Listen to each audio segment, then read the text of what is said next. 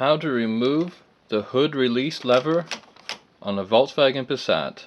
So to release this, we need to undo the locking mechanism itself. It's held on by 3 Torx bolts. They're not easy to see, so there's one on each side. There's one down there. And there's one at the very bottom. So they're on a T30.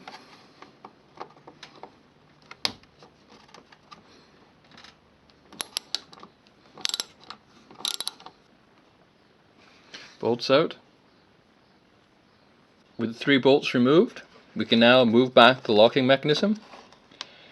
And this reveals a locking clip right here, which is attached to the lever, which you need to undo next. So let's get a screwdriver to lift it up.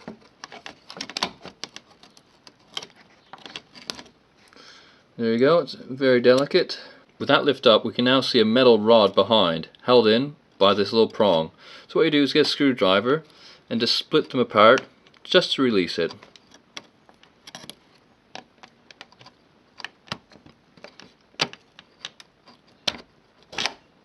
There you go. With that released, you can now pull it out.